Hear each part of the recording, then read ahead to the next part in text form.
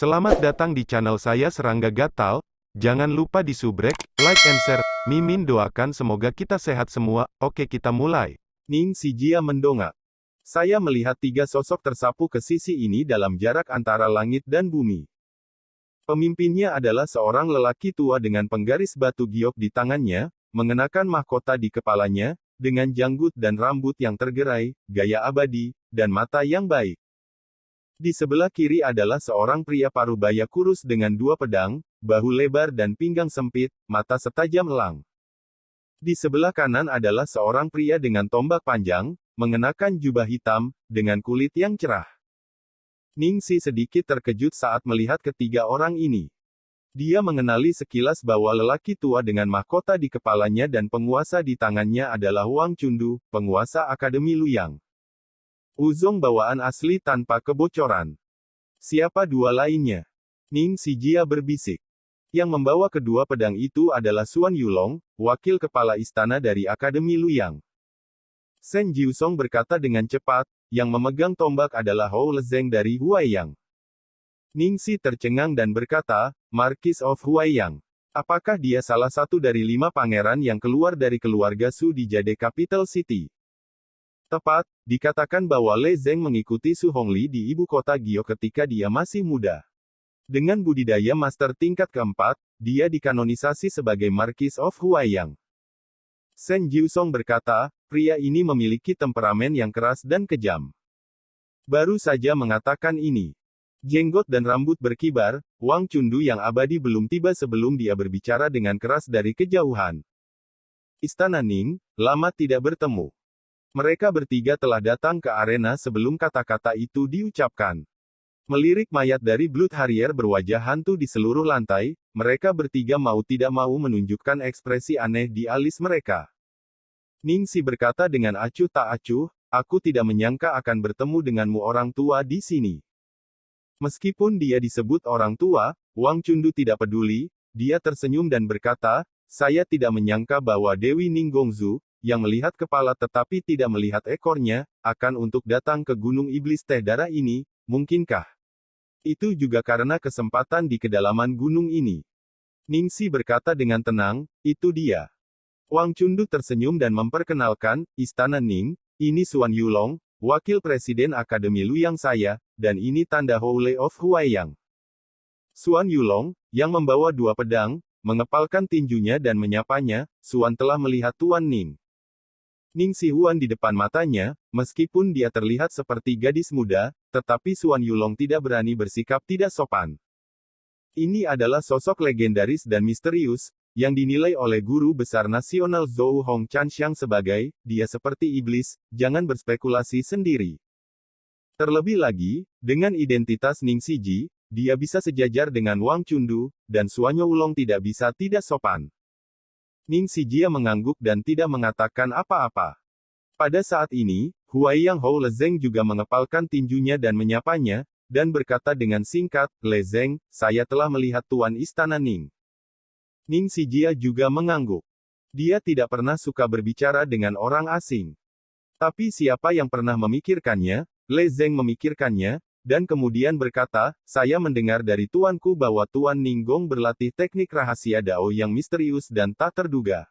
Dapat diremajakan dan muda, dan ketika saya melihatnya sekarang, itu benar-benar sesuai dengan reputasinya. Tuanmu, mungkinkah Su Hongli? Ning Sijia mengangkat alisnya sedikit. Berbicara tentang Su Hongli, ekspresi hormat muncul di alis Lezeng, dan dia berkata dengan sungguh-sungguh, tepat. Su Hongli benar-benar memberitahumu tentangku. Ning Sijia terkejut. Kata Lezeng dengan sungguh-sungguh. Ning Si menghela nafas dan berkata, Su Hongli dan saya belum pernah bertemu, tetapi saya tidak pernah berpikir bahwa dia akan memiliki pendapat seperti itu pada saya, itu benar-benar membuat saya kecelakaan. Pada saat ini, Shen Jiusong juga melangkah maju dan bertemu Wang Chundu dan yang lainnya satu per satu. Meskipun mereka tidak memiliki banyak persahabatan, mereka berdua terkenal, dan dalam hal status, mereka tidak jauh berbeda. Hanya saja, Lei Zeng sepertinya memikirkan sesuatu, dan berkata kepada Shen Jiusong, Saudara Shen, 3 hari yang lalu, saya menerima kabar dari Pei Wensan, Marquis of Yusan, bahwa dia berada di Gong Zhou Cheng pernah melihatmu sekali, dikatakan bahwa kamu bersama Su Yi saat itu. Pupil Shen Jiusong sedikit menyipit, mengingat adegan di mana dia bertemu dengan Marquis Yusan Pei Wensan di kediaman sushi di Su Yi beberapa hari yang lalu. Dia tanpa sadar melihat ke puncak gunung tidak jauh. Pemandangan seperti itu membuat Wang Chundu, Suan Yulong, dan Lei Zeng semua terkejut dan melihat ke puncak gunung tidak jauh dari sana. Saya melihat seorang pemuda tampan duduk bersila, tidak bergerak dan acuh tak acuh. Saya belum berkonsultasi dengan Tuan Istana Ning, siapa ini? Wang Chundu bertanya. Tidak menunggu Ning Xijia berbicara, Lei Zeng telah berkata dengan dingin, ini Su Yi. Penjahat paling tidak sopan di atas dan di bawah kepalaku. Kata-katanya penuh dengan ketidakpedulian dan penghinaan. Wang Chundu tercengang, sedikit terkejut, misterius seperti Ning Xihua, bagaimana mungkin seseorang seperti dia bertindak dengan putra kepala keluarga Su yang tidak layak. Lei Zeng, sopan. Alis Shen Jiusong menunjukkan sedikit kemarahan, terlebih lagi, Tuan Muda Su juga pewaris tuanmu, bagaimana kamu bisa memfitnahnya seperti ini? Ini membuat Wang Chundu sedikit bingung. Huaiyang Hou Lezeng, yang berjalan keluar dari rumah Su, tanpa basa-basi menegur Su Yi karena menjadi putra Su Hongli yang tidak layak. Shen Jiusong, yang tidak ada hubungannya dengan keluarga Su, tidak ragu untuk angkat bicara untuk membela martabat Su Yi. Ini sangat aneh. Dia memang putra tuanku, tetapi dalam keluarga Su di Jade Capital City, siapa yang tidak tahu betapa memberontak tuan muda ketiganya? Mata Lei Zeng dingin, Yung Wang Hou, ini adalah bisnis keluarga Su kami, kamu tidak tahu alasannya sama sekali, aku tidak peduli denganmu, dan aku menyarankan kamu sebaiknya kamu tidak mencampurnya. Jika tidak, bahkan jika Anda seorang pangeran yang bermartabat, Anda takut bencana akan menimpa Anda. Kata-katanya keras dan jelas, dan hawa dinginnya meluap. Suasana mendadak tegang. Bagaimana dengan keluarga Su Anda? Shen Jiusong mencibir, apakah nama keluargamu Su? Tidak lebih dari seorang murid di sisi Su Hongli, aku akan meninggalkannya di sini, jangan salahkan aku jika kamu berani tidak menghormati Su Gongzi lagi. Sama-sama. Cahaya dingin di mata Lei Zeng melonjak, menatap dingin ke arah Shen Jiusong. Melihat bahwa suasananya tidak benar, Wang Chundu terbatuk-batuk dan berkata sambil tersenyum, keduanya adalah pangeran di pihak yang sama, mengapa kita harus berdebat tentang hal-hal sepele seperti itu, bagaimana kalau masing-masing mengambil mundur selangkah? Ning Xi, yang telah terdiam beberapa saat, tiba-tiba berkata dengan dingin, langkah ini tidak dapat dibatalkan. Pupil Wang Chundu tiba-tiba memadat, dan berkata, apa maksud Tuan Istana Ning? Ning Xiji berkata dengan tenang, maksudku sangat sederhana, rekan Taois Su sekarang adalah rekan kita, dan siapapun yang memfitnahnya adalah musuh kita. Satu kalimat membuat Wang Chundu benar-benar terpana. Orang seperti Ning Xihua sebenarnya menganggap pemuda seperti Su Yi sebagai teman Tao. Bahkan, jangan ragu untuk maju dan mempertahankan martabatnya. Semua ini benar-benar di luar dugaan Wang Chundu, dan juga membuatnya sangat sadar bahwa Su Yi, yang digambarkan oleh Lei Zeng sebagai putra tidak layak, Su Hongli, mungkin tidak semudah itu. Jika tidak, bagaimana mungkin untuk mendapatkan perlindungan bulat dari Ning Xixi dan Shen Jiusong? Pada saat ini, Lei Zeng mengerutkan kening, memandang Ning Xiji, dan berkata, Istana Ning, tuanku menghormatimu sebagai seorang praktisi, apakah kamu ingin memilih untuk menjadi musuh keluarga Su saya? Ning Xiji meliriknya dan berkata dengan acuh tak acuh, apakah kamu yakin bisa mewakili seluruh keluarga Su? Lei Zeng terdiam beberapa saat, lalu menggelengkan kepalanya setelah beberapa saat dan berkata, tidak, tapi. Matanya tiba-tiba menjadi tajam dan tegas, dan dia berkata dengan dingin, 3 hari yang lalu, aku telah mempelajari sikap yang jelas dari tuanku, jika Su Yi tidak menundukkan kepalamu untuk bertobat, dan aku akan jangan diam saja. Kata-katanya nyaring dan keras. Pada saat ini, suara acuh tak acuh datang dari puncak gunung, Marquis of Yusan tidak memberitahu Anda apa yang saya minta dia berikan kepada Su Hongli. Melihat Su Yi duduk bersila, aku tidak tahu kapan dia membuka matanya, menatap Lei Zeng. Jelas, dia mendengar semua percakapan tadi. Alis Lei Zeng menunjukkan arti yang mengerikan, maksudmu, pada hari kelima bulan lunar kelima, kamu akan mengunjungi makam ibumu. Sui membersihkan pakaiannya, berdiri, meletakkan tangannya di punggungnya, dan berkata, salah, apa yang saya katakan adalah, sebelum hari kelima bulan Mei, pergi ke keluarga Su di Jade ibu kota untuk mendapatkan beberapa pengorbanan. Matanya yang dalam, memandang Le Zeng dari kejauhan, berkata dengan santai, jika kamu ingin mati, aku tidak keberatan mengambil kepalamu sekarang, hampir tidak itu juga bisa dianggap sebagai pengorbanan yang masuk akal. Titik petik 2. Wang Chundu dan tokoh bela diri bawaan lainnya yang bertanggung jawab atas Akademi Luyang, mau tidak mau mengambil napas dalam-dalam, bocah ini. Napas yang sangat besar. Tapi melihat mata Le Zeng seperti kilat, dia berkata dengan dingin, Marquis of Yusan mengatakan bahwa kamu berpartisipasi dalam pertempuran Sishan Tea Party di Gunzu, dan sepertinya kamu hanya mengumpulkan ki untuk berkultivasi.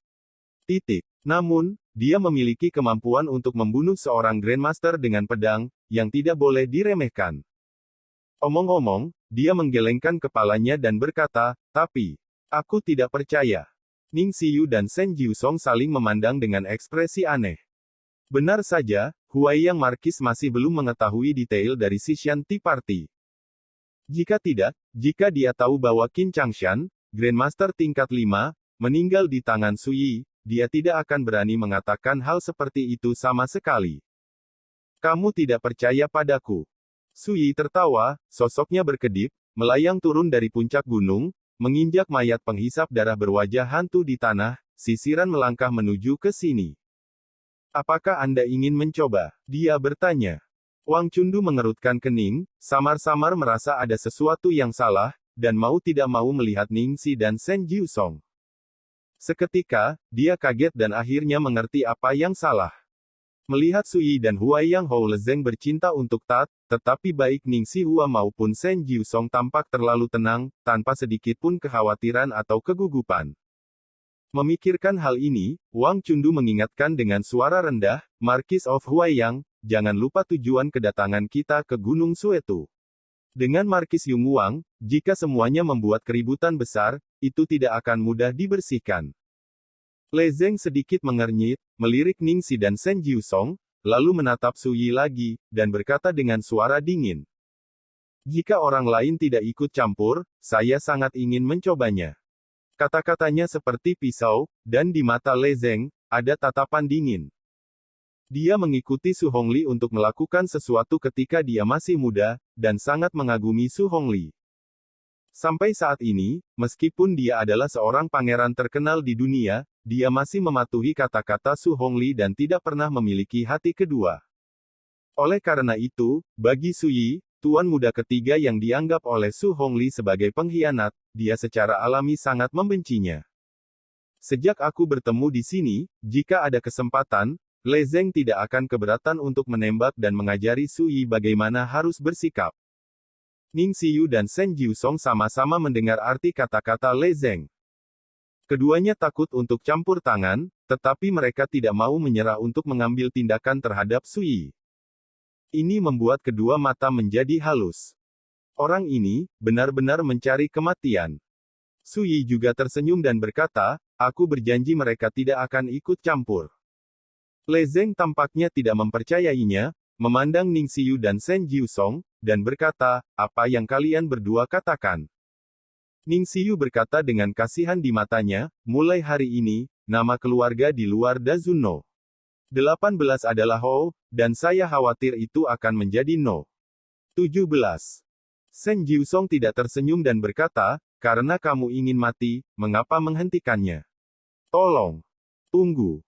Wajah Wang Chundu sedikit berubah, dan dia segera menghentikannya, tetapi dia merasa ada sesuatu yang salah, dan berkata, Marquis of Huaiyang, dengarkan saran saya, ini adalah akhir dari masalah ini. Jika tidak, Le Zeng menyela dengan ekspresi acuh tak acuh, sekarang aku bisa mengajari tuanku pelajaran kepada putranya yang tidak layak, bagaimana aku bisa menyerah, kakak Wang tidak perlu membujuknya lagi. Wang Chundu kehilangan kata-kata. Tapi kemudian, adegan yang lebih mengejutkannya terjadi. Melihat Suan Yulong yang terdiam beberapa saat, tiba-tiba berkata, sebelum saya mulai, saya ingin mengkonfirmasi satu hal dengan Tuan Muda Su Yisu ini. Semua orang menoleh. Ada apa? Su Yi bertanya. Qin Wenyuan, Gubernur Kabupaten Yunhe, apakah Anda terbunuh? Mata Suan Yulong seperti listrik, menatap Su Yi. Qin Wenyuan. Wajah Wang Chundu sedikit berubah. Sebagai Master Akademi Luyang, dia secara alami tahu bahwa Qin Wenyuan telah berlatih di Akademi Luyang selama bertahun-tahun ketika dia masih muda, dan memiliki hubungan terbaik dengan Suan Yulong, seperti saudara. Beberapa waktu lalu, ketika Suan Yulong mengetahui berita kematian Qin Wenyuan, dia kehilangan kendali dan menjadi marah. Dia bersumpah untuk membalas Qin Wenyuan. Wang Chundu juga jelas tentang masalah ini. Tapi dia tidak menyangka bahwa pembunuh yang membunuh Qin Wenyuan juga Su Yi. Bagus. Su Yi mengangguk dengan tenang, dan berkata dengan heran, mengapa, kamu akan membalaskan dendamnya? Tentu saja. Mata Suan Yulong tiba-tiba menjadi sangat menakutkan, dan momentumnya menyebar seperti tanah longsor dan tsunami.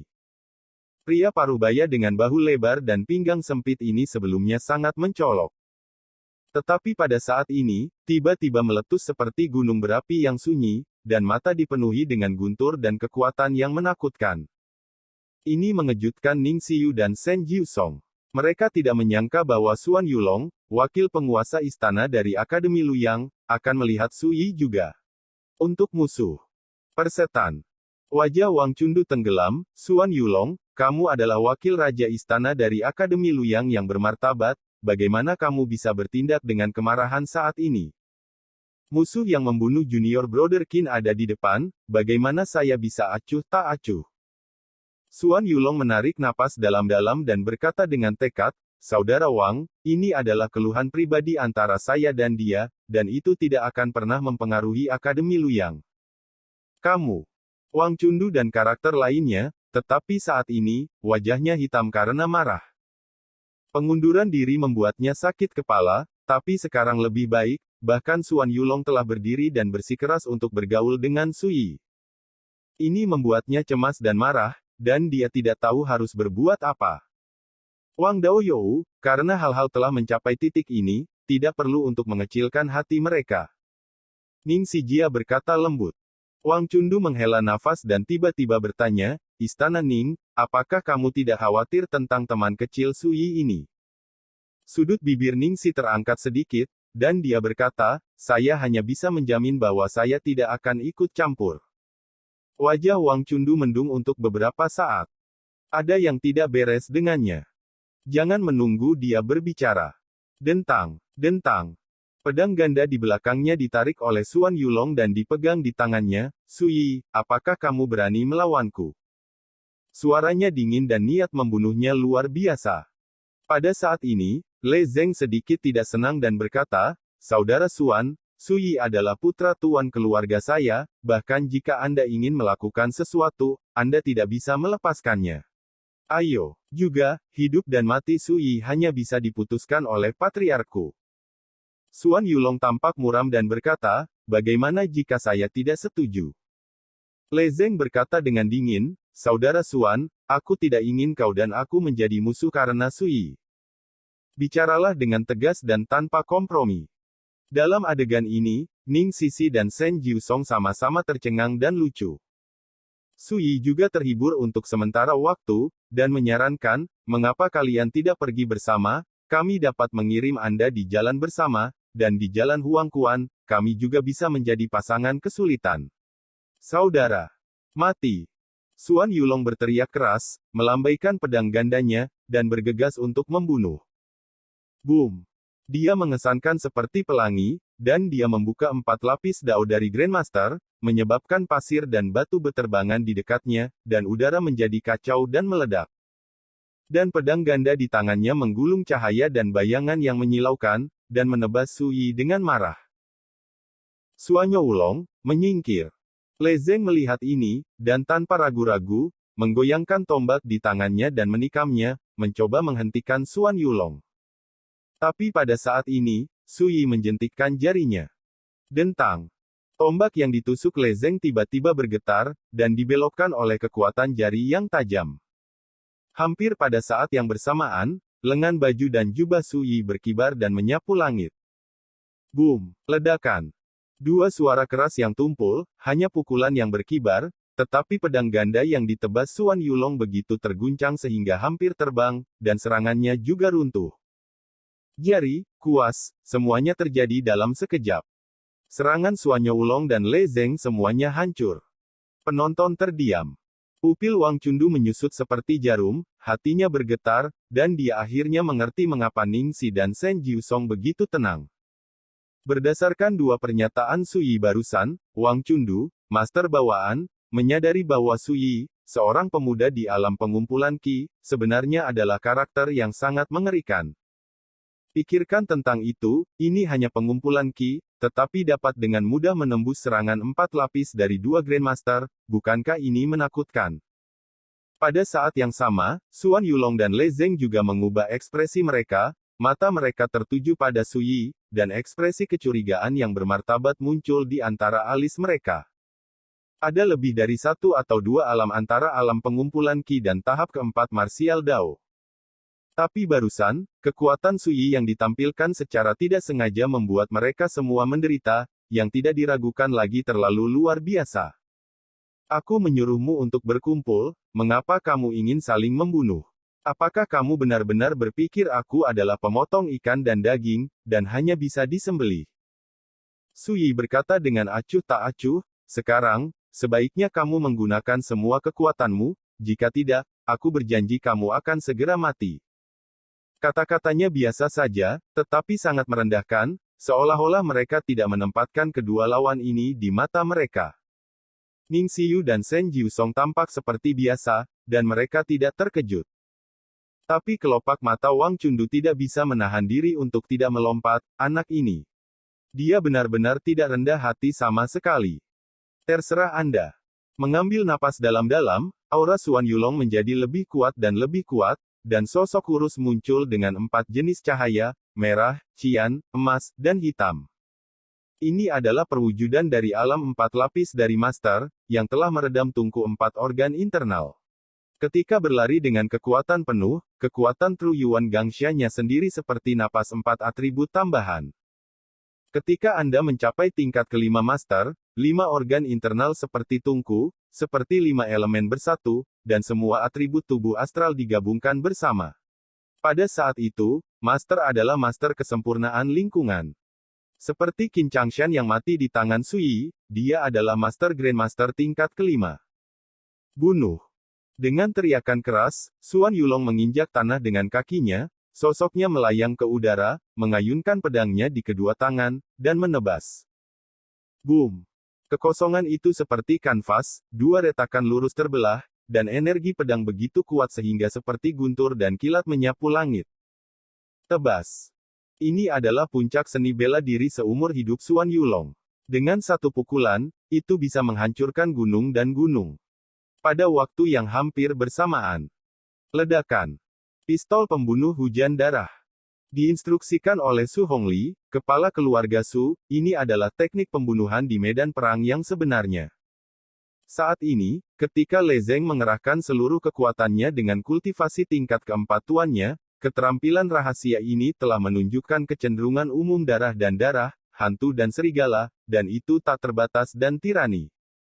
Tidak diragukan lagi, pada saat ini, apakah itu Suan Yulong atau Le Zeng, tidak ada reservasi, dan dia memiliki niat membunuh yang nyata, dan dia akan habis-habisan. Adegan seperti itu membuat Shen Jiusong merasa dingin di hatinya dan tersentak. Tanyakan pada diri sendiri, apakah itu dia? Saya khawatir saya tidak berani mengguncangnya sama sekali, jadi saya hanya bisa menghindari ujungnya. Wang Chundu menatap Sui, mencoba melihat bagaimana Sui, seorang pemuda di alam Qi, dapat menyelesaikan serangan 4 lapis oleh 2 Grandmaster. Sui menggelengkan kepalanya sedikit, tetapi sedikit kecewa. Dibandingkan dengan Qin Changshan, kedua lawan ini jauh lebih rendah. Dia terlalu malas untuk menyimpan apapun, dan berencana membuat keputusan cepat. Boom!